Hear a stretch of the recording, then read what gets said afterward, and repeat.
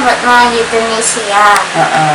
Itu sampai kamu nganggur kamu. Pertamanya papa mamanya Esther sendiri juga cicitnya Esther nggak tahu apa itu euthanasia. Nah, guys, tahu nggak euthanasia? Itu adalah suntik mati. Itu euthanasia. Aku pernah mempelajari itu di waktu kuliah. Hai teman-teman kuliah, euthanasia itu adalah suntik mati. Macam-macam juga, ada yang suntik, ada yang obat, ada yang apa, kalau saya tidak salah ingat. Kenapa harus euthanasia? Karena sudah capek banget, aku juga Tuhan, aku sudah nggak, itu kan aku yang masih bener gak bisa lihat, gak bisa bicara. Aku udah capek kok Tuhan, apa maksudmu? Apa maksud Tuhan?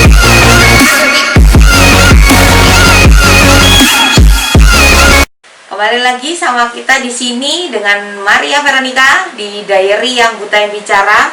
Kali ini dengan mamanya Esther. Nah, jadi kalian harus lihat dulu video sebelumnya. Jadi di situ ada Esther Paulina Wibowo. Kali ini saya bersama dengan mamanya. Jadi kalau yang nggak tahu ceritanya, yang mau tahu siapa lo Esther ini, lihat dulu video sebelumnya, nanti kita kasih link. Oke? Tante mau tanya, boleh ya Tante ya? Boleh. Tante namanya siapa? Saya Erlin. Tante Erlin, oke. Tante Erlin ini adalah mamanya Esther. Sebelumnya mau tanya, gimana dari Esther mulai bayi lahir sampai sekarang? Proses apa sih yang dilalui? Memang waktu hamil Esther tuh sakit-sakitan terus saya.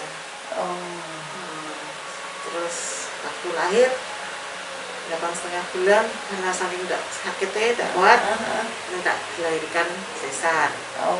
Sudah kayak normal biasa, kenapa 3,5 tahun itu baru keluar benjolan kecil, sebesar biji jagung di leher. Terus kita ke dokter di Surabaya, kebetulan mertua dokter punya kenalan dokter toh, di biopsi tidak ditemukan sel ganas. Tidak ditemukan sel Nah, ganas. itu waktu itu 3,5 tahun ya. Jadi Tapi hanya benjolan gitu waktu itu tapi ya. kalau mau dioperasi risiko terlalu besar karena nyambung jantung dan paru-paru karena pas urat nadi besar.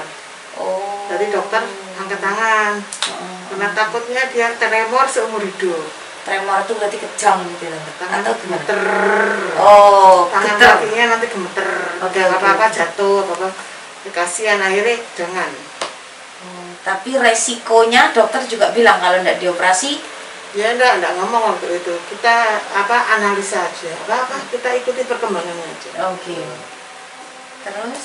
Terus dia mulai sekolah kan. Cuma anak ini tahan sakit. Jadi kalau dia sakit nggak pernah ngomong, nggak pernah ngeluh, diem aja. Nah, tahu-tahu sering pusing tumpah. Kenapa tuh ini? Pikir kan ke dokter umum aja, paling dokter anak kasih. Kira masuk angin atau apa. Iya. Kelas 5 SD. Jadi dia waktu sebelum kelas 5 SD, dia kalau tiap sakit, pusing tumpah, kalau anak-anak lain nangis, minta pulang. Nah, dia cuma ngeliat kepalanya di bangku, di meja. Iya. Terus, tapi ikut pelajaran sampai selesai. Gitu. Dia tahan. Lalu umur kelas 5 SD, itu mulutnya mulai merot, tangannya itu berdiri. Aku gini. Aku ditekuk sakit, yang lainnya dibuka juga sakit. Terus kaki yang kanan miring ke kiri. Oh yang kiri ya? Ya serba kiri semua. Semua kiri. Terus adik saya yang laki yang kecil itu kok anakmu kok kayak gitu, coba diperiksa. Tak bawa ke rumah sakit Panti Wilasa Dr. Cipto. Terus sama dokternya disuruh CT scan. Tapi waktu itu dokter tidak suruh kepala, tapi dada, karena kan leher kan. Iya. Terus dia dokter mau bilang, jangan harap ada mujizat katanya gitu. Ini akan melibatkan banyak dokter, kecantikan dan lain-lain. Gitu. Terus kita kan konsultasi sama keluarga di Surabaya yang kebetulan dokter. Udah bawa langsung ke Surabaya. Nah di Surabaya itu dia kan kalau pusing tumpah lagi. Terus curiga kan, dibawa ke dokter saraf. Dokter sarafnya itu langsung MRI kepalanya. Begitu di MRI kepalanya ternyata sudah ada tumor sak bola pingpong di dalam otak. Jadi kaset. Sudah terlanjur ya. Makanya dia kalau tumor itu kan menghasilkan cairan itu harus muter. Kalau jantung pompa darah muter. Nah, otak tuh gitu. Tapi karena besarnya tumor sak bola pingpong dengan otaknya dia kan cuma sekepelan. Itu ketumbuk itu tidak bisa muter. Dengan tidak bisa muter, ledak itu dia tumpah. Terus akhirnya dibuat samping kiri, kanan.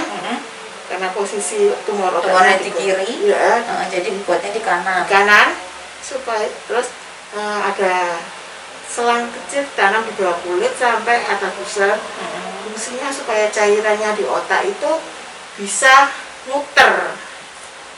Karena kalau pas sampai kan hubungannya dengan saraf mata, kalau dia buka mata matanya sakit matanya. Terus samping satu, dia bolak-balik jatuh ke belakang. Karena tidak seimbang itu tadi yang dari hilang keseimbangan kan, jatuh belakang. Terus dokternya itu, namanya Profesor Sayed bilang, di Semarang ada dokter adik seperguruan saya, dokter Senamu Paki di Rumah Sakit Prabojo. Kamu Semarang berobat ke sana, Prabojo. Itu 16 Januari 2011. Berapa ya, Ter? 2011. Dia umur 10 tahun, tanggal 19 di Rumah Sakit Adisada. Terus itu 16 Januari operasi pertama, pulang rumah, tunjukkan surat dari dokter. Begitu dokter masuk, langsung suruh masuk, besok operasi. Setelah berapa? 8 Februari ya, Dan? 9 Februari 2011. Samping buat samping lagi, buka kepala lagi. Itu malah saya senam jantung. Kenapa? Nah, karena setelah operasi itu bukannya baik, malah makin tidak baik. Dia bisa tadinya kan jatuhnya ke belakang, ini jatuh ke depan, ke kiri, ke kanan, ke belakang. Jadi tahu-tahu geblak, tahu-tahu lagi duduk jatuh, blosok. Kayak tidak punya tulang jadi nanti ya. Terus saya konsultasi dok ini kok kayak gini. Terus 27 Mei, Bu cepetan ya. Kalau enggak anak ini buta. Kalau sudah buta dia enggak tertolong. Itu 27 Mei buka tempurung otak. Buka tempurung otak. Dokter bilang siapkan darah berapa Tan? 2 ampul. Terus pokoknya siap-siap katanya. Siap dengan semua segala kemungkinan ya. Terus katanya akan operasi besar, butuh 12 jam segala. Wah gitu. Terus ya udah kita doa, minta bantuan doa semua gitu. Terus waktu dioperasi ternyata cuma berapa jam Ter? 4 jam. Luar biasa ya. 4 jam. Dokter boleh memprediksi tapi Tuhan yang punya kuasa. 4 jam. Terus dia kalau yang operasi pertama itu berapa jam itu baru sadar. Oh, kalau yang ini? Pertama sama kedua ini langsung sadar. Oh. Bisa guyon sama dokternya. Terus dokternya tunjukkan ke saya, Bu, ini Bu tumornya.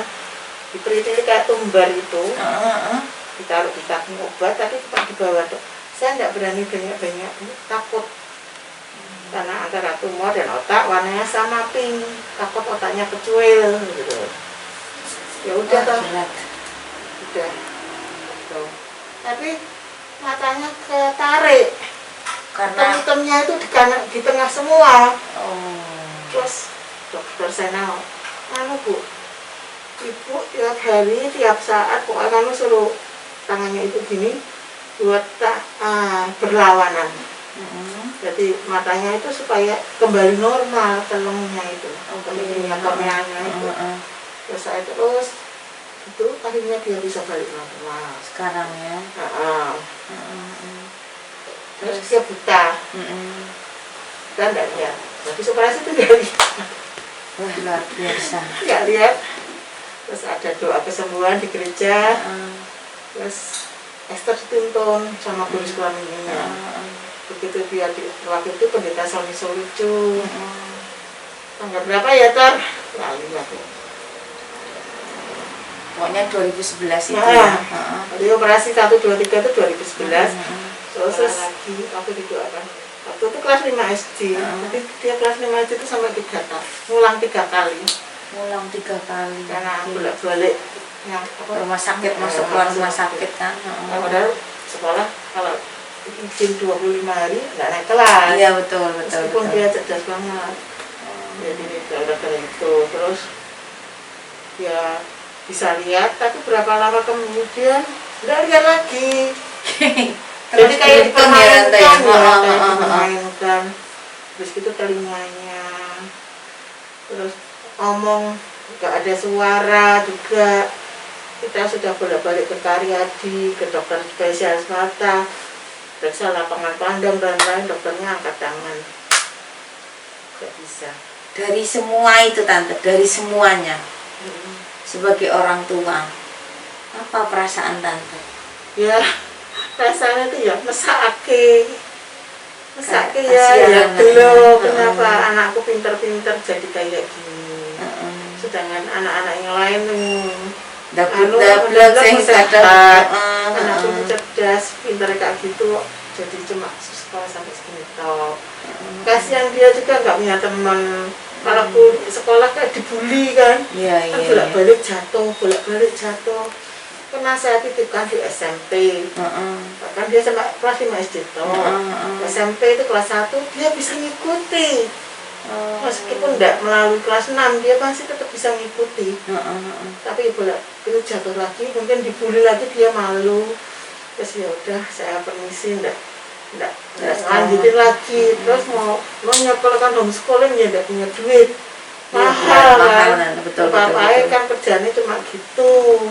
Bapak waktu itu sempat 3 tahun enggak kerja, enggak ada pemasukan. Kita kan hidup di keluarga, bapak mertua sama koko-koko suami. Itu kalau homeschooling bayarnya hampir 3 juta gak kuat dah. Iya. Kasihan yang bayari. Betul. Jadinya dia tidak bisa sekolah. Ya kasihan, tidak punya teman, tidak apa. Di rumah terus sama saya, kasihan. Tapi kekuatan apa Tante yang bisa sampai sekarang? Ya itulah kekuatan Tuhan. Ya, kalau nggak Tuhan anak itu sudah lewat.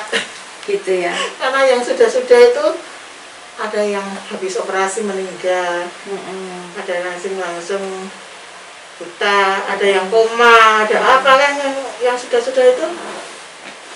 Sepupunya sepupu itu habis operasi koma loh. Waktu Esther operasi yang pertama itu sudah koma 15 tahun. Dengan penyakit yang sama dengan Esther. Oh gitu. Terus waktu saya operasi Esther yang buka tenggorok otak, ibu-ibu itu cerita anaknya habis operasi meninggal. Jadi 25 tahun. Esther termasuk biblis ya, betul-betul. Ya, Tuhan punya rencana. Betul. Karena dia sendiri bilang, aku enggak kuat, mah. Aku enggak kuat, sakitku. Tadi Esther sempat cerita, aku pernah mau pengen suntik mati. Nah, bilang aku tak ingin tak eutanasi aja, mah. Sampai saya pernah kan bawa doa, keluarga nyuruh ke rumah sakit Siloam Semanggi, dokter Samuel dia yang terkenal itu. Terus dokter, kalau saya pribadi saya nggak setuju, katanya. Nah, kalau di Belanda diizinkan, ya, gitu. Tapi kalau di sini saya nggak setuju. Itu namanya kamu bunuh diri, dosa, langsung masuk neraka. Aku nggak kuat, nggak kuat. Dia bolak-balik ngomong sama saya, aku nggak kuat, nah. Aku lebih baik mati. Buat apa aku hidup kayak gini? Ya kan, nggak bisa bersosialisasi, nggak bisa sekolah, bolak-balik drop. Ini malah kena sindrom, Barter sindrom pisan. Jadi kaliumnya drop terus. Jadi apa yang dia makan nggak menghasilkan apa-apa.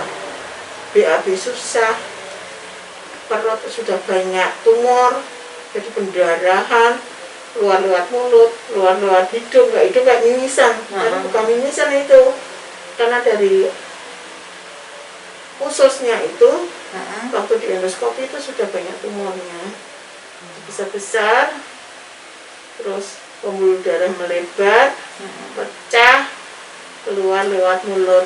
Kalau pas makan, jadi dia risih kan, bawa amis lah. Iya. Makan itu tidak enak, buang. Juga belum tahu-tahu keluar darah dari mulut, hidung. Kadang-kadang ya tahu-tahu jatuh. Tante sendiri menyikapi itu gimana? Ya tadinya aduh Tuhan, kenapa kok kayak gini? Kok kasihan anakku kayak gini. Aku sih sudah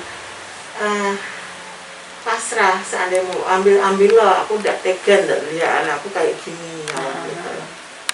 Tapi kalau ya kan tidak mau jadilah. Kalau engkau mau masih pakai ester, beri kekuatan aku gitu. Ya. Terus gimana? Dokter semua obat-obat herbal kita sudah coba.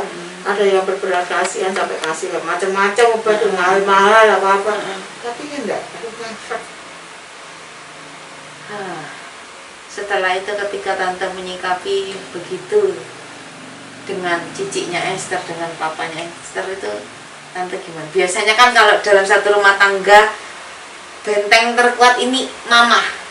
Kadang-kadang ya lemah, kesel, jengkel ya, bilang kesabaran ya pasti kadang-kadang ya gitu kan ini jadi egois, jadi kaku kan, jadi keras kepala. Jadi keras kepala. Orang kalau sakit kelamaan tidak sembuh-sembuh itu jadi hatinya keras. Ya keras, jadi kadang-kadang aduh gimana ya, susah ngomonginnya. Tapi ya kita coba memaklumi keadaannya dia. Kalau kita kayak dia ya nggak sanggup. Iya. Tapi kadang-kadang ya jengkel. Kalau dari papa sendiri, dari Om gimana tante? Ya mungkin ya sama lah ya, paling sama. Ya kita paling jadi saya mencoba membuat dia semangat, menyenangkan dia, apa yang dia mau, ya coba membuat dia gembira aja. Ya saya cuma Esther, mama papa tidak bisa tolong, dokter tidak bisa tolong, yang bisa tolong kamu cuma Tuhan Yesus. Jadi kalau kamu kesakitan, ya minta tolong sama Tuhan Yesus. Sekarang kalau tante seperti ini, pengennya bilang apa sih sama Esther? Ya. Esthernya langsung halo, gengs. Pengen bilang ya, apa sama Esther? Apa? Ya wis sabar-sabar aja. Ya wis Tuhan punya rencana. Kalau enggak Tuhan punya rencana ya kamu enggak kuat, udah bablas aku. Iya. Kalau cicitnya Esther sekarang freelance. Sementara ini karena corona, dia coba gabung sama temennya, join. Setelah wisuda itu jual-jual stiker apa-apa, ya untungnya enggak seberapa ya, ya puji Tuhan setelah Tuhan ya betul memberkati lewat adik saya, kebetulan ada kerjaan, nanti dia kasih ke dia proyek, nanti dia yang ngukur, gambar, ngitung gitu. Dulu jurusan apa tante cicitnya? Arsitek. Oh, arsitek. Baru lulus 19 September. Wah, luar biasa tuh gengs, yang mau bikin rumah butuh gambar, butuh mungkin pandangan nih, tanah saya sekian, pengennya rumah bentuknya gimana ya, bisa nanti minta tolong ke cicitnya Esther. Namanya siapa tante ya? Cicitnya Esther. Abigail Maria, panggilannya Gebi. Nah, ada dengan Gebi. Nanti kalau kalian yang butuh punya tanah sekian, pengen punya rumah minimalis dengan model gini, bisa menghubungi Gebi. Nanti saya kasih tahu, silakan komen, nanti kita kasih tahu lebih lengkap. Jadi tante setelah itu yang tante inginkan dari Esther sekarang apa sih, kalau boleh tahu? Kamu kepingin, kadang kita nggak bisa baca pikirannya Esther. Coba Esther duduk sini sebelah Cici sini. Sini. Nggak apa sih, duduk sini. Biar orang-orang tahu. Sini duduk sini. Mana anaknya juga susah ditebak. kita dengerin dari Mama. Manggilnya Mama toh? Apa sih yang Mama pengen dari Esther sekarang? Dia tuh pengen jadi penginjil. Haris. Apa? Misionaris. Misionaris. Ya, kalau jadi misionaris dalam proses kayak gini kan ya mungkin Tuhan izinkan ya kan. Jadi pengalaman hidupnya bisa menguatkan orang lain. Tapi untuk itu ya jangan emosi. Tuh, jangan emosi. Gak sabaran. Gak sabaran. Kadang-kadang kan dia nggak dengan kondisi kayak dia itu kan sensi banget. Kadang tersinggung. Kita ngomong gini kadang dia tersinggung meledak. Maka aku pengen dia jujur dengan apa adanya daripada malu, ya toh. Jadi dia kadang-kadang aku udah harusnya segini, harusnya gini. Ya aku maklum nih, tapi ya gimana ya kadang aku nih nganu ya apa kejujuran. Ya terlalu apa terbuka. Kayak kapan hari itu ada itu kok pintar, kamu kelas mana, sekolah di mana? Dia jawab aku semester 5 katanya, padahal kan dia zaman sekolah sampai kelas 5 SD. Ya toh. Oh iya, SMP kan cuma titipan setengah tahun. Oke. Jadi sudah daripada kamu ya memang kalau kamu kuliah kamu sehat semester 5. Iya. Tapi dengan keadaan kayak gini yang Tuhan izinkan, mau tidak mau dia tidak bisa sekolah. Ya keadaan juga tidak bisa memungkinkan. Terus ya memang sedih, saya sedih. Kenapa anakku kayak gini? Harusnya dia kayak gini, sudah gini. Nah, ada rasa itu sedih. Tapi sayang ya Tante? Hah? Sayang toh? Sayang banget ya?